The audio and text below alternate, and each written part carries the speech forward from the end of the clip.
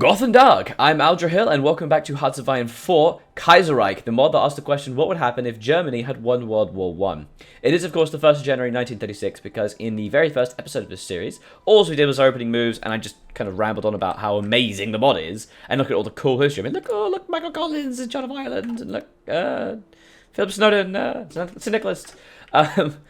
So I have actually had to redo all the opening moves that we've done, because it's actually a new save, because there's actually been a few hot fixes that have been released for Kaiserreich since I first recorded this episode, or first episode. I've just basically redone everything exactly as it was before, so don't worry about any changes. Now, our national focus strategy. We've got the Douglas plan because we get the political power and we get mobile warfare doctrine. After that, we're going to be able to do some industry, because to be honest, we can't actually do... Actually, no, we can't actually do industry until...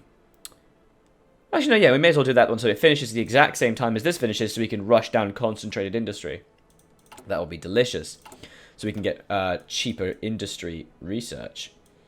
Yeah, and then we'll start going probably towards our own arms industry, because it gives us quite a lot of very useful things, including equipment research time, and also 2 military factories. Though we also actually get 3 military factories if you go here. And a research slot. So I think we know we want to rush this one because the research slot is so valuable. Such a good thing to have. New government, of course, won't happen until the 20th of September. How many days until the 20th of September? August is 8 months. So 8 months of 20 days. A month is 30 days. 8 times 30 is 240. Plus, so 260 days. How many focuses is that? It's actually only 3 focuses away. So we're actually only really going to have a chance to do 3 focuses. So we need to go nationalize the railroads. We're going to be able to go. So we're going to go Douglas plan, industrialize towns, and then nationalize the railroads. And then we'll be able to go new government, and then we'll make a decision between old. Well, actually, no, new government will fire automatically, but we'll be able to get old way or industrial reforms. And I believe we're going to be going the old way, because we want to be doing is we actually want to try and get. We want to try and get a right-wing government. We want to basically be the fascists. We want Swedish people to be in charge of the world, okay? And the Swedish are not communists. We take what is ours. We are paternal autocrats. So, you have the left or the right, you get to choose. I mean, left does give you some extra research bonuses. And if you, obviously, if you go... Oh, what's this then? Revolutionary change. The SSV becomes the ruling party. Who the SSV? The radical socialists. So that's where he goes down the radical socialist route, and you get a lot of. Basically, your country becomes very destabilized until finally you go the new Sweden, and there's a stabilization, and basically you go world revolution, and it's all about trying to make the whole world massively communist, or rather radical socialist. We don't want that. Then you can also go Folkhemet and blah blah blah blah blah. This is the Swedish middle left. What party is that? I actually don't know. And you can start going down some moderately beneficial routes. And also you can get agricultural reforms, which give you some nice stuff. Increased population factor, less consumer goods, and more resource efficiency. And basically on the basis of democracy. But we're not going to do that. We're going to be going protectionist economy. We're going to be going... Oh, the old RAP cabinet. RAP coups Sweden. Ooh. So yeah, we're going to want the RAP cabinet. Yeah. Basically, it's a dictatorship. Basically, paternal autocratic dictatorship. That's fine. Good protectionist economy. That's hurtful for our economy in general, but we're going to be able to go iron fist of military rather than traditional unity. And then we can go corporate. Yeah, we can go corporate satire and then go rampant nationalism. Awesome. Okay, so we've basically done all the things we need to do. I mean, I would like a little bit of oil for one of my I mean, I have to lose a factory for it, but what are you going to do? So I guess we could just trade with the Netherlands. Hello. So we lose a factory for that. That's okay. That means we can actually get some production going for our battleships. Let's do this thing. We don't really need troops at the moment. But, you know, here we are. Because Norway's focuses on anything to do with taking stuff. But, of course, I don't know about the history events. I haven't played enough to see the history of between Scandinavia. I have played as Germany so far, and I have had a chance to see some really interesting history. But we'll see. So I'll be going through the history events, and I'll be talking about what kind of cool things happen. So of course we get the lovely introduction thing. Welcome to the blah blah blah. Basically, it explains the stability system. So currently in this mod, what happens is you have stability, similar to like Europe Universalis in a sense. So you have average. So currently I'm average stability, and I don't actually get to make this decision. Instead, what happens is that as my political power goes down, the stability or rather not, the stability of my country will go down.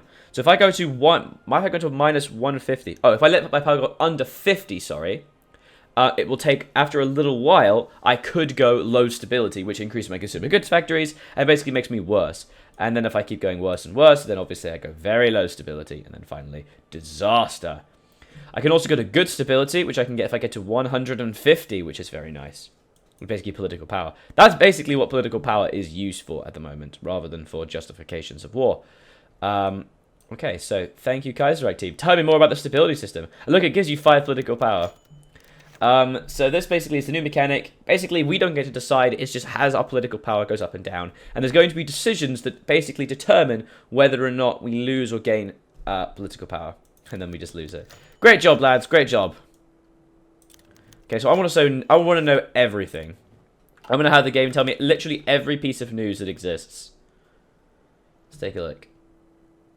I'm excited. Well, we should see what kind of generals we have, actually. So what have we started with? We've started with a decent supply of generals. Olaf Thurnall, an old... Oh, he's old guard. Lame. We get to increase entrenchment, which is quite cool. So very defensive guy. General Archibald Douglas. Ah, this guy's good. Thorough planning, Field Marshal. He's probably going to be the majority of our rulership. This guy is Alex Exelrap. Ah, Exelrap is... We're going to lose him because he's going to be taking over the government pretty soon. That's fine. Right, let's do this. Oh my god, I'm so excited. So, we've immediately lost quite a lot of equipment. Because of the deficit catching up to us. That's fine.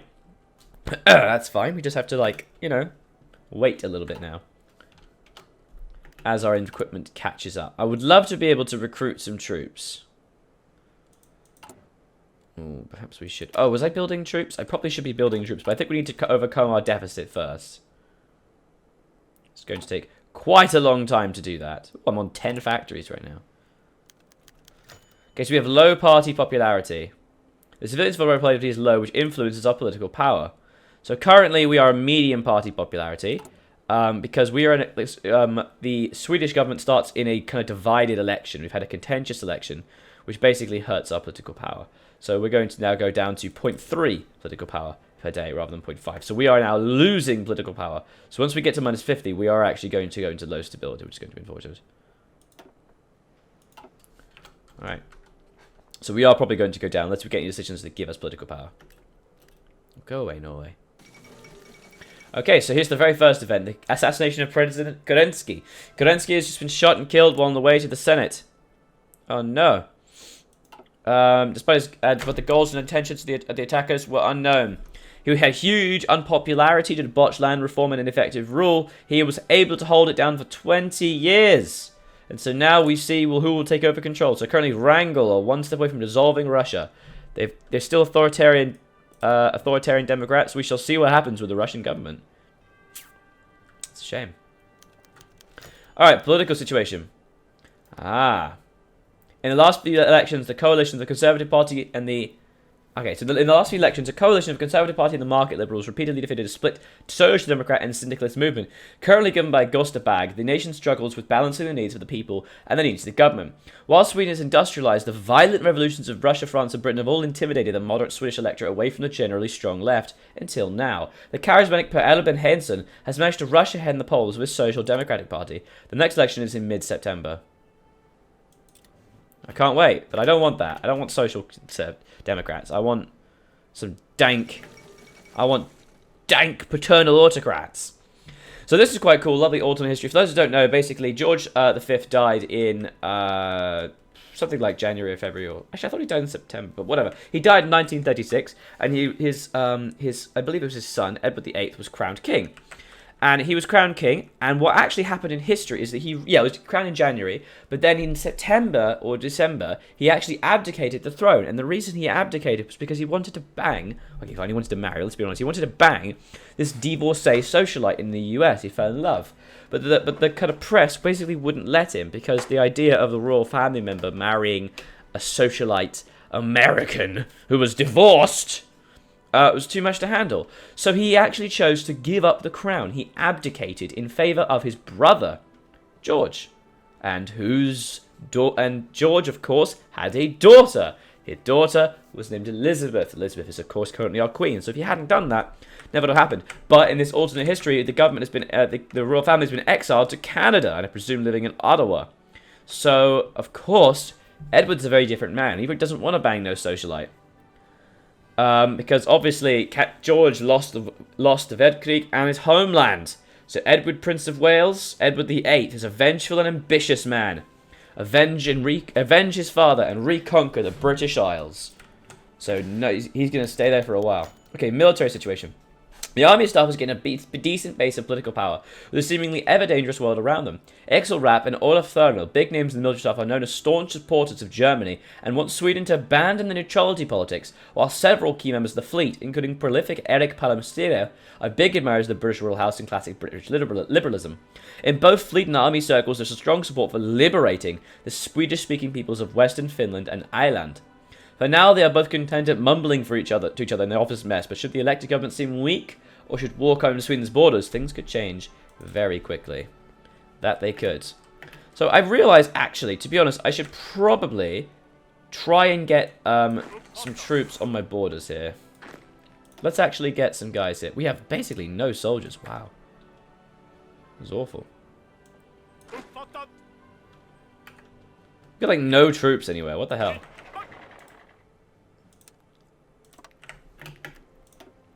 So we'll just we'll take the field marshal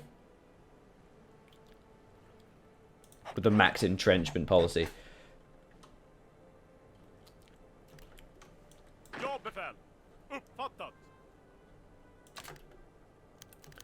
The royal household. Swedish royalty has seen stronger kings. The last time Gustav V Bernadotte attempted to influence Swedish politics, he was pushed by his wife Queen Victoria and other royalists to hold the infamous Burgestallet, the Bailey speech, in 1914, where he criticised the disarmament which the Liberal government was to execute, and he referred to both army and navy as his. It led to a parliamentary crisis. The king wasn't allowed to use his power to hinder the decisions of government, nor was the army to be considered his. Now Gustav V Bernadotte prefers to stay in friendly terms to politicians, although it is known that Queen Victoria wears the pants in the royal household. She, of German stock, is not happy to see royalty sidelined. Despite her failing health, she urges the king to act whenever the government seems weak. For king and country. For king and country. You know, played Red Alert? That's what the spy said. So we're going to definitely need to get some actual troops together, because this is terrible. We have low equipment. Foreign relations. Sweden has survived the last 150 years of war by sticking to non-negotiable neutrality type of foreign politics. Since at the time of the Napoleonic Wars, Sweden has not initiated any direct wars. Close relations are held with both Norway and Denmark, whose people are considered brothers to the Swedish people, although relations are frosty with Finland after their dispute with the Åland Isles. Still, talks of strong syndicalist movements in Norway worry the military high command, and things could change quickly. Broder folk! Yeah, no, I'm gonna destroy them. I'm gonna take Scandinavia for myself. That's what I'm gonna do. Scandinavia's mine.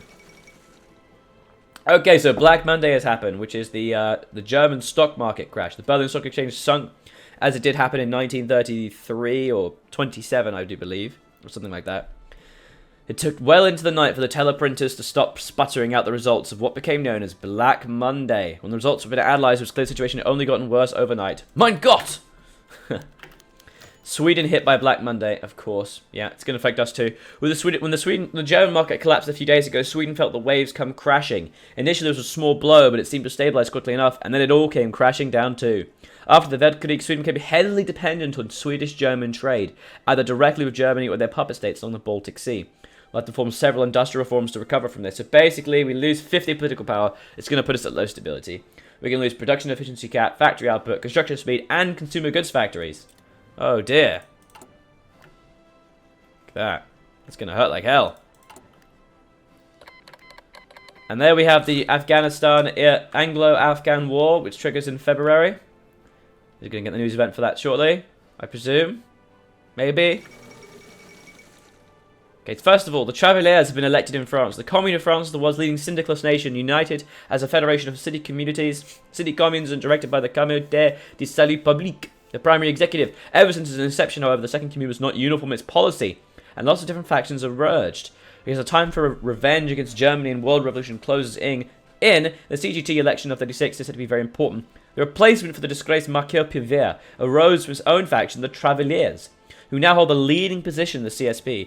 They stand for the extension of democracy and draw inspiration from the British to decentralize the commune. Ooh, interesting. And finally, we have the 5th Anglo-Afghan War. After the Weltkrieg, British Raj collapsed into turmoil and warfare. The neighbouring Kingdom of Afghanistan took advantage of this as an opportunity to seize Peshawar and Quetta, both border regions of the Dominion. However, the Afghan government's attempt to modernise the last decades have been met with resistance from conservative elements, and basically they're hoping to use the turmoil in Delhi following the death of George V to its advantage, and they're attacking. However, most people predict that they will lose. We shall see. There's also going to be a war between Austria and Hungary soon. By the way, in terms of demilitarized areas, Venice is demilitarized, as is Olentia and Elan. These are both demilitarized areas. You can't quite see the red, though, which is weird. Which is interesting. Oh, yeah. Here we go, boys. Here we go. And girls. So unfortunately, we are going to hit very low stability, which is very troubling. Very frustrating. It's alright, we're going to get some cool events soon as well.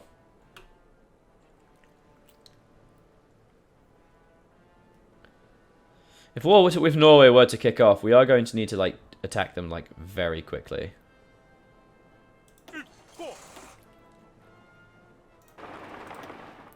So what I'm going to do, I'm going to have Archibald Douglas and just move them down here. I don't have any armor, but, you know. Right, the Douglas plan. Oh, man. That's going to take 3 years to build. I don't think that's a good idea. Maybe I should be building different ships. I think I should be building destroyers. Let's build some destroyers instead. There we go. 3 years, a bit better. Okay, so we just got the Douglas plan. We get some extra political power, which is nice, and a mobile warfare doctrine research bonus, which means we can start getting doctrines. Next, let's grab the industry bonus, because in 70 days, we will be able to do some industry research. So we're going to industrialize the towns. Let's do it. So the remilitarization of Valentia. The Treaty of Bucharest in 1918 officially ended the Weltkrieg for Romania, but at a high cost. The nation was now dominated by German and Austrian industries. Oltenia was demilitarized and oil fields were leased to Germany up until the year 2012. However, it's resulted in a national populist dictatorship led by the conductor, Colonel Codrino. Codrino's Iron Guard set out on a mission to restore Romania to what it has been. Basically, the remilitarization of Oltenia. And it's already a mass parade to celebrate success. No, success. You mean just walking soldiers in. So yeah, if the war with Norway were to kick off, I'm just going to need to basically rush to Oslo. Rush Oslo and then rush Bergen, and that would actually be enough. Because they actually only have 7 victory. They have 7 victory points, plus all the provinces. So if I just rush into Oslo and attack everywhere else, I should actually capitulate them very quickly. So they have, so they literally have 1, 2, 3... Wait, no, sorry. 3? What, 1? 1, 2... Yeah, they have 3 victory points there and 15 here. Meaning 18, and 15 divided by 18 is... 83%. So we need to get to obviously 90%. I think 90%, depending on the national unity, which is actually quite high. Oh no, it's like 70, so I'm not too sure. So we should actually be able to do that. And we can just basically grab a bunch of other small provinces and that'll be enough. The election's going to happen soon, guys. The election will happen soon. Oh, how do we actually get rid of the, How do we actually get rid of the Black Monday thing? I actually don't know how to get rid of Black Monday. That's unfortunate. Very unfortunate. Okay, so we've also had the first international congress. Representatives from the numerous syndicalists and social nations are gathered in Paris. French communists invaded numerous countries for the first official gathering of the members of the Third Internationale. The French opened the international with a powerful parade. Topics like Spain, US, and the world economic crisis. And France and Britain take initiative. Ooh. Well, we're not invited because we're not syndicalists, so... Oh well. Your hair is looking really weird recently. I must say, I'm not a fan. There we are. Okay, so India and Afghanistan have actually signed a white peace. Okay, I expected they would actually do a bit more conflict, but alright, if you want to be a pansy about it. We are losing quite a little political power. However, the contentious election modifier will actually go in September, so hopefully we won't get down to low stability. 5-year commemoration of Adalin. In May 31, a large march of strikers marched towards the barracks for blacklegs, who were working at local factories. The police had called in military support, and before the day was over, the riots had ended in 5 strikers being killed by military fire. Oh no. Ever since then, yearly marches are held in memory of the dead workers among socialists. The conservatives claim that the workers are armed and attack them first. What should we do? Because they are very large. Let them, they'll tire eventually. Or wasn't there enough sin in the military? Well, they'll tire eventually. I can't really afford to lose 50 political power. The political power system in Kaiserreich is very different. And there we go. Yeah, we've gone down to low stability. You don't really spend political power very much, so much as you are gifted it, and you lose it as a metric for your stability. So we've gone down to low stability, which means we have to lose more factories to consumer goods, and factories do get worse as well. Oh, good. Okay, so it's the 20th of April, 1936. It's a good point at any episode. We've just started the bit of history and also our lovely national focuses. So we'll continue the next episode and see what history brings us. If you enjoyed the episode, please leave a like and a comment. It helps the channel out a great deal. I'm really enjoying Kaiserreich so far. So thank you so much to the developers for making this. And yeah, I was Alger and I continue to be. And this has been Hot Surviving for Kaiserreich. See you next time. Bye-bye.